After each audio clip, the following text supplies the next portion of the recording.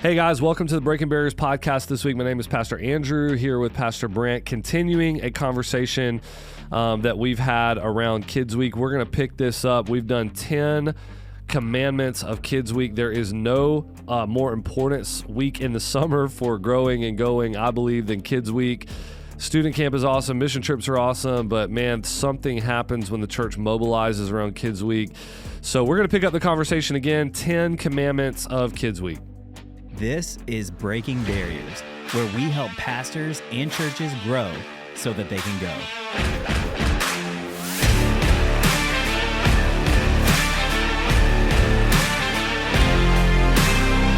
Number 4 is very similar. Thou shalt prepare the jars with volunteer ratios. Okay, Brant, you have more numbers on this, but I think some people are going to be a little shocked by this, that our ratios are really high. I mean, we want to have, I don't know what they are, but it's very high in terms of adults to kids. Yeah, so I mean, or serving people to kids. Yeah, and we have babies and toddlers that are going on for volunteers. That's just something to note. Like, hey, if you're calling all these volunteers to be a part of it, offer childcare for the ones that have kids that are younger. If you don't, you're not going to get those volunteers. And so babies is 1 to 2, toddlers 1 to 3. Our pre-K area is 1 to 5, and then our elementary is 1 to 7. And we also try. So as they're going around with these groups, and that's our weekend ratios, which we try to stay at as well for Kids Week. Kids Week, they're walking around in groups that get together though as well. So when they're going to the craft station, there's all these craft leaders. The leaders are just leading the groups. So they're looking for gospel conversations, making sure the kids are having fun, getting to know their names, and keeping them safe, throughout the day. But it's not all the pressure on our group leaders of you have to do everything. And so the ability to be able to say, hey, you got a crafts team, you've got a teacher. You don't even have to teach. Like, you come in, love on the kids. It's a station-based kind of idea. It is. Going from station and it to makes it station. easier, I feel like, for everybody, where they can just focus on the kids rather than focusing on all of the things during the day. And so I think, to me, that's really important of setting the teams up for success. We don't do this perfectly. This is something we're trying to grow in. The first day of Kids Week is always a little bit of everybody kind of finding their own and stuff too. But it's something that we want to make sure we're doing well to prepare in terms of communication. In terms of if somebody registers, we're following up with them, letting them know where they're going to be, having a team huddle ahead of time. We've got some training videos that we've created that we send to volunteers as well. And so we're trying to do everything we can on our end to be able to say, hey, when you come here, you're going to know where to go. Yeah. You're going to know what's expected of you. You're going to know who to contact if you need anything.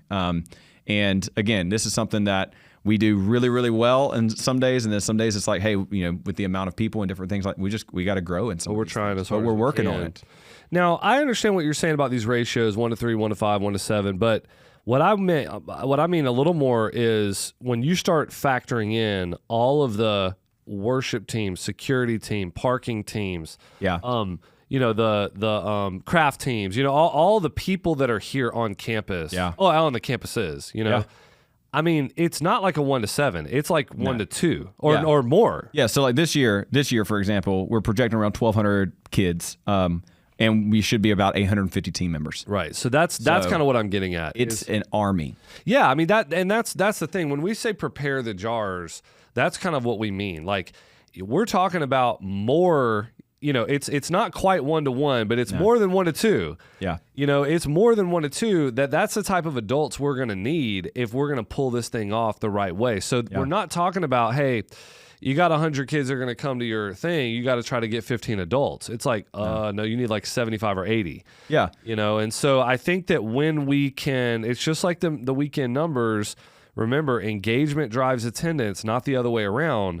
If we can hit that 800 number with the volunteerism, we'll probably see the 1,200 kids come. That's right. But if we only saw 500 adults serve, we're not going to see 1,200 come. Nope. And God could do whatever He wants, but I'm just saying that's kind of what we've seen over the years. Yeah, and I think challenging that, and I think some of the detail of that is, you got a lot of people they can only serve one day. Maybe they can only get off of work for one day or whatever. And so it's like being able to create have enough people across all of these areas. You're going to have a lot more, people than, from a ratio standpoint with kids. I think too, it also broadens the scope of it. And so I think being able to communicate to the church of, hey, we got security, we got crafts, we got a parent pit stop to engage parents. We've got check-in, we've got production. It allows all the gifts of the body to where it's like everybody can serve somewhere. And it's not just a kids thing, like you got to be a kids teacher thing. And I think when you can expand the mindset of that, is what you need to do from like a covering everything and being able to minister to these kids effectively. But it allows the gifts of the body to be able to, everybody can jump in. And it allows us to challenge people towards that. And again, this scales. I mean, I think this is easy for people. Well, you guys are a big church. You're talking about production and pit stop and all that. Man, we have done this at every stage. Yeah. I have led I have led Kids Week at Mercy Hill when there was 18 kids. Yeah. So at every single stage, and this principle is true at every stage. Yeah. Man, that if the number one thing is preparing the jars through the adults. Don't get into that if-then kind of mentality. I mean, the Proverbs say, where there is no oxen, the trough is empty, but where does the harvest come? It comes through the strength of an ox. Yeah. There's a bit of a paradox there. It's like, man, well, we don't have this, so we don't have it. But it's like, at some point, you just got to start. You got to go after it. And part of the starting is preparing the jars with these volunteer ratios. Now, another part of it, number 5, 5th commandment, thou shalt care for those who serve, not just those you serve. All right, so you already started talking about this. For example, we want to make sure people know where they're supposed to go. Yep. We want to make sure that we've given them a training video, that kind of idea. But it goes beyond that. Like, we want to have the culture, the Southwest Airlines is a good example of this. It's like, hey, and a lot of people put investors first, or they put customers first. Yeah. And the big, the leadership story with Southwest was, we're going to put our employees first. Yeah. Because if we put our employees first, now we're going to have an opportunity to have them buy in. And if they believe what we believe and that we're all moving in the same direction and we're really taking care of them, they're going to take care of everybody else. Yeah. And so if you go employee, they're going to take care of the customer, and that customer is going to take care of the investor. Yeah. And so for us, I think that we've kind of bought into that as best we can. It's like, hey, we want to make sure there's a VHQ. Yeah. We want to try to feed them. We want to try to make sure they know when they're supposed to be here and where they're going to go. Yep. Caring, a church that cares for their volunteers has a lot. Yeah. A lot of them, a church that wants to just burn them out and use them up. That's what's going to happen. So we try hard to take care of them and understand that their discipleship is a big part of this thing too. Yeah, I think about it as, are we equipping the saints for the work of the ministry, and are we encouraging them along the way?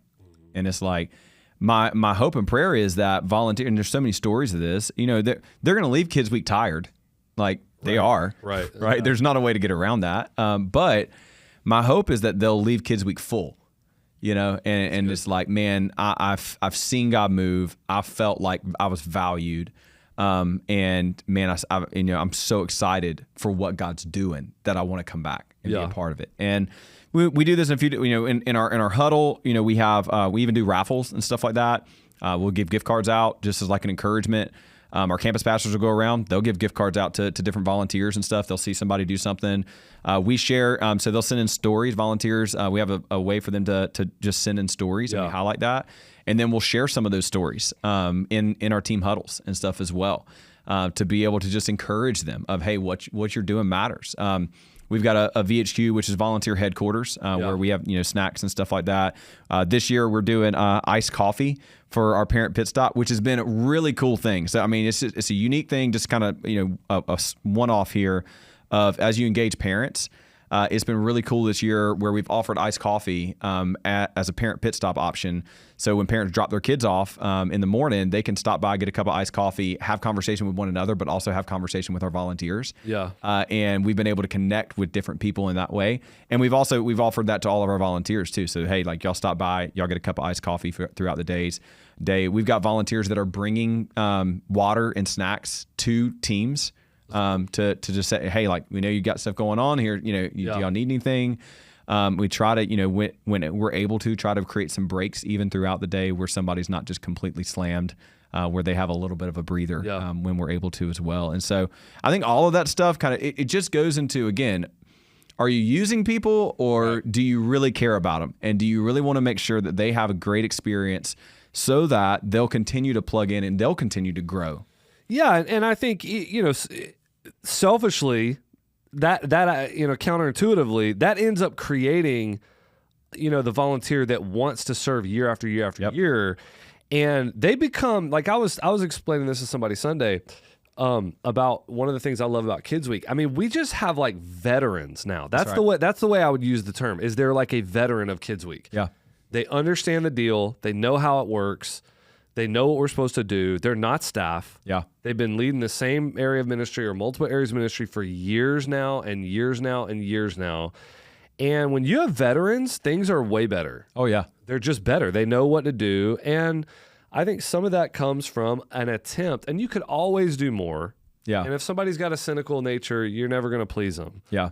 But, trying very hard to say, man, we're making an attempt to value you guys. Now, the next two commandments are sort of connected a little bit, and in that they're just very highly pragmatic things that we've learned in terms of communication and in terms of just a way to maybe capture as much momentum as we can with Kids Week. So number 6 is this. This will be quick. Thou shalt do the same week every year and communicate it early. Yeah, it matters. Yeah, that just it matters that it gets on the calendar and that people feel that's the week we need to be in town. Yeah. Well, and people are scheduling their vacations, I feel like, earlier and earlier too. And it's like them knowing, hey, this is coming. So we do it basically it's the week of Father's Day every year. And that puts a little bit of stress on our teams doing prep on Father's Day on that Sunday afternoon as they're kind of finishing up the stage design and stuff like that. And we get that. But one of the things that actually has been strategic, not only about doing it the same week every year, but about the week that we do it, is that we're the first week that all schools are out, and that's when we do it every year. And I think there's strategic value in that because one of the things is trying to get everybody living on mission and everybody inviting as many people as possible. When you do it at that point in the year, all the kids are still in school when they're trying to invite all their friends. That's smart. And so, as we're leading up to Kids Week, we have, multiple weeks where the kids have bags of inviter cards where there's inviter cards for them to take to their entire class. Right. And we're saying, hey, invite your whole class to Kids Week. Invite them to be a part of that. If we did it late in the summer, they wouldn't really have that option. Yeah. And so I think there's actually a galvanizing moment for those kids. I mean, my kids were so excited to take these inviter cards to their school. And so I think there's a ton of opportunity in which week you pick, but I think the consistency of what volunteers are expecting, what parents as they're planning, everybody knows, hey, this is the same thing. And one of those things, compounding interest, it takes time to build that. Super pragmatic, which we love. And yeah, we could do it any week of the year. Let's do it on a strategic week of the year, even if it puts a little more stress on us. Number 7 is very similar. Thou shalt not end Kids Week until Sunday. Yeah. Again, high pragmatism here. It's just like, man, the kids are coming Monday, Tuesday, Wednesday, Thursday. Like, we're not going to do a special event on Thursday night to give them their stuff or to make sure their parents can see what they did or whatever. We're not going to do the sunset slushies on Thursday. We're going to make sure that the parents, if their kid wants to finish, they got to come to the real deal, man. They got to come on a Sunday. And we'll finish Kids Week out on the weekend. Yeah. This is something that we shifted, I don't know, it's been a few years now. I don't think maybe 5 years or something like that we shifted into where we went from doing a 5-day kids week down to doing a 4-day Kids Week and finish on the weekends. There's some very practical benefits to that. One is none of your volunteers want to be there on Friday anyways. They're already so tired from the week. They're like, okay, I'm like, what you want to do is you want to leave them wanting more. Rather than, hey, that was a long week, So we cut it to 4 days, and it allowed us. We have a Thursday night service and a Sunday night, or Sunday morning services as well. It allowed us to be able to say, hey, we're gonna basically make the 5th day the weekend. Right. And what we started doing is the first year we were writing our curriculum back then, and I don't think there's much benefit in that. It was really cool. It's cool, but it's a lot of work. It's a lot. The ROI that you get on it. Right. When we tested, we were wondering if when we switched back to kind of a box curriculum, we put our own spin on it. We were wondering would there be a drop, and there wasn't. And so we just kind of stayed with that since then. It was an incredible thing. I mean, it was really cool and unique. But from a how many kids are hearing the gospel, it didn't seem to move the needle a ton. And so, but what we did that first year is we created a major cliffhanger in the story, where it was a superheroes theme, and the kids, they had to come back to service to see how the story ended. Right. And then we ended up doing as well, start over the years doing where there's inflatables and sunset slush only at services. Like a big celebration. Big celebration. Got to be here. Can't miss it. This year we're doing a glow party for the kids. So they'll go into kids ministry. I think they're doing shirts that night. And then I'm not sure if they're doing shirts this year or not for that, but they'll have glow party that night. And it's a big inviter thing. We've done it where the biggest craft or the biggest whatever, it's happening. So everything builds to it. We're talking about Sunday, talking about Thursday night every single day, trying to push people towards it. I think it's really smart, man. We don't want to, you don't want to stop before the best part, and the best part is the weekend gap. That's kind of what we're hoping families can sort of realize, guys. There's a weekly rhythm. Like Kids Week happens like every week of the year. Yeah. Well, and I think every Sunday is a Kids Week kind of. Yeah, I think it's incredible for the kids because they're getting to experience that and they're going to want to come back. Right. I think it's awesome for the parents. The parents are not really experiencing Mercy Hill. Their kids are. Right. So you got these new families that are around. I mean, last year, it was crazy. 70 something first time guests that weekend. And so I think 77 first time guest kids that weekend. So as we think about, it gives the parents an opportunity to experience the worship service. Yeah. Which is a major thing. For a parent to move from I'm on the fringes checking things out to I'm actually moving in, them coming to a gathering is a major step in that. And so that's where I think, how many times have you heard this story of like, hey, my kids really wanted to come, so we're here now. Yeah. Like I feel like I've heard that over and over again. And this creates that moment where it's like kids really want to come to Sunday and Thursday night, so they'll bring their parents, and then the parents are like, okay, right? Like I actually like let's begin to lean in here. It's funny too because I hear people say that, and I kind of cringe a little bit, but I also realize again, man, we're in Babylon, and kid worship is a big deal. Yeah. And people are going to follow their kids around. Like ideally, you'd want the parent to say, hey, we're making a decision of where we go to church, and we're going to make sure the kids integrate in, and we're going to lead their heart into loving it. Yeah. But for an immature believer or one that is not, even a believer yet, their biggest thing is just, well, if my kids are happy, I'm happy. Yep. And so, it's like, well, that's where we are. So we're going to try to capitalize on that. And, over time, we'll teach them not to follow their kids, but to lead their kids. But totally that's where they're starting. So that's okay. All right, number 8. And this could be quick, but I'd love to hear what you think, how you guys do this. Thou shalt follow up with people well. Yeah. One of the big things we talk about a lot is it's not the front door, it's the back door. Yeah. You got 100 come through the front door, 80 leave through the back door. You would have been better to have 50 come through the front door and only have 20 leave through the back door. You'd actually have better retention. And so the health of any organization in a lot of ways is measured in retention, not just gross kind of sales or whatever, like who's coming. And so it's people that are wanting to come back, they're wanting to get in. And one of the ways we try to do that is a follow-up well. And when you have some insight on our follow-up process.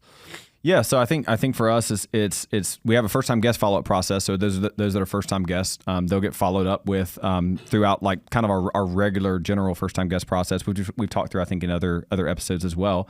And then they're also brought into our regular streams of communication. And so as we think about what's the next thing coming up, we're letting those families know. And we're trying to get them, so when they register, they're giving us their information to be able, just like in marketing or whatever. Yeah. And so we're trying to make sure that they know what's coming up, and we're trying to kind of pull them into the next thing so they can step into that. And then we have also follow up around gospel conversations. Right. Because there's gospel conversations happening with kids that have, they're faithfully attending here, and there's gospel conversations happening with kids that, are brand new to this. And so, we're having those follow-up conversations to then help them, is this the step towards baptism? Is this, hey, we need to help this family get in and begin being discipled here. So there's a lot of that follow-up as well. It's great, man. Number 9, thou shalt focus on missions. The sending DNA of the church starts from the very beginning, man. It starts with kids all the way through middle school, high school, college. And I think that Kids Week is an incredible opportunity to start instilling that DNA. So from the very beginning of Mercy Hill, and this comes in some of the canned, boxed VBS materials, but not all of them, but it comes in a lot of them. We try to really highlight it. We have always had a real focus on a missions moment. Yeah. We're going to give to mission. We try to make it fun. Totally. The kids give. They get to choose who they're going to give to by who they want to see slimed at the end of the at the end of the week, which comes all the way back from Slimy Stew and 5 years ago. Back There's a in lot the of day, context man. stuff with this, but the idea is we're going to get to celebrate with them at the end. We'll celebrate in our services at the end of Kids Week. Yeah. What they gave, what that money's going to go to. And it's going to be a high missions, environment. So we're really trying to keep going and growing together. Yeah, and I think so we've kind of taken a little bit of a uniqueness. I think if you have this opportunity, I think there is the box stuff that is, some of the box stuff is very good. We kind of adapt, our stuff, and we have like a missions moment each day that the kids go through to talk about missions.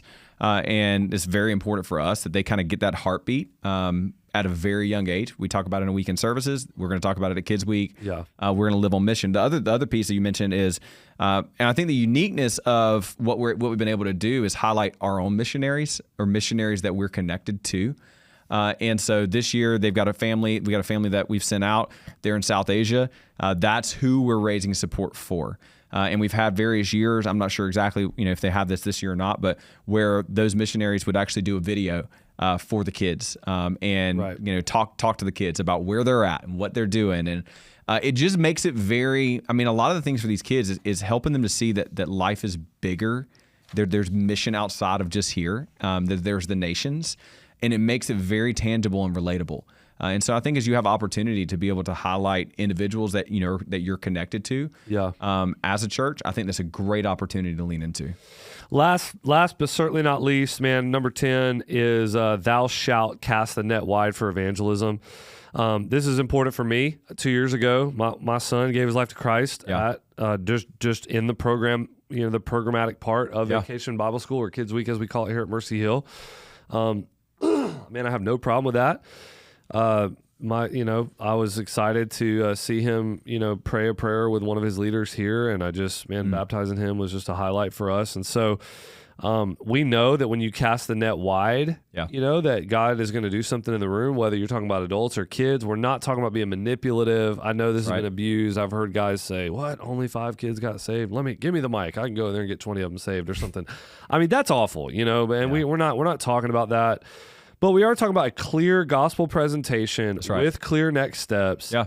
And then parent involvement, and that's all that we're talking about here. I was going to tell this story. I had, there's a family serving this year that their child got saved at Mercy Hill 2 years ago at Kids Week. They weren't part of Mercy Hill. Wow. But they had come to our Kids Week a few times. Then this year at Christmas they came, and that child that got saved 2 years ago got baptized, spontaneous baptism at Christmas. Now they're all the way in, and they're serving, they're actually serving this week at Kids Week. Yeah. So, and actually had told my wife, like, man, we're praying for the younger child that he'll get saved this week at Kids Week. So, man, you just really never know what God's going to do. There's a lot of adults that are walking around right now that are making massive impact for the kingdom through business, through missions, through discipling their kids, and they got saved at a Vacation Bible School. Mm-hmm. And so that's just the reality of it, and we're excited about casting the net. Yeah.